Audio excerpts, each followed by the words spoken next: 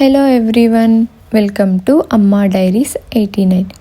ఈరోజు మన కిచెన్లో స్వీట్స్ అండ్ డెజర్ట్స్లో యూస్ చేసే కండెన్స్డ్ మిల్క్ సింపుల్గా ఈజీగా ఎలా ప్రిపేర్ చేసుకోవాలో చూద్దాం.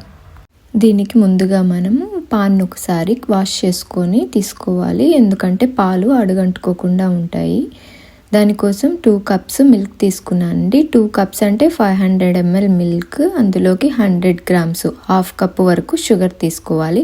ఇక్కడ నేను బ్రౌన్ షుగర్ తీసుకున్నాను. షుగర్ యాడ్ చేసిన తర్వాత అంతా కరిగేలాగా ఒకసారి మిక్స్ చేసుకోవాలి. మీడియం ఫ్లేమ్లో కలుపుకుంటూ షుగర్ కరిగించుకోవాలి.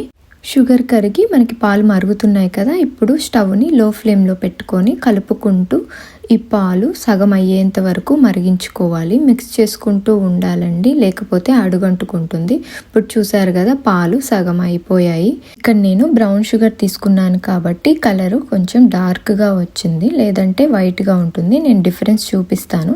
ఇప్పుడు చిటికెడు బేకింగ్ సోడా యాడ్ చేసుకొని మిక్స్ చేసుకోవాలి. బేకింగ్ సోడా ఏం లేదండి, జస్ట్ ఉండలు కట్టకుండా కొంచెం షైనీగా కనిపించడానికి యాడ్ చేసుకుంటాము అంతే, అది ఆప్షనల్.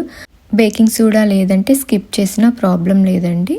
మనకి పాన్ నుంచి సపరేట్ అవుతుంది అన్నప్పుడు ఇంకా స్టవ్ ఆఫ్ చేసుకొని పక్కన పెట్టుకొని చల్లార్చుకోవాలి. చూసారు కదా, సింపుల్గా ఇంట్లోనే కండెన్స్డ్ మిల్క్ ఎలా ప్రిపేర్ చేసుకున్నామో, ఇంకా బయట కొనే పని లేదండి. దీన్ని గ్లాస్ జార్లో స్టోర్ చేసుకొని 1 month వరకు యూస్ చేసుకోవాలి ఫ్రిడ్జ్లో పెట్టుకొని. అంతే, సింపుల్ కండెన్స్డ్ మిల్క్ రెడీ అయిపోయింది.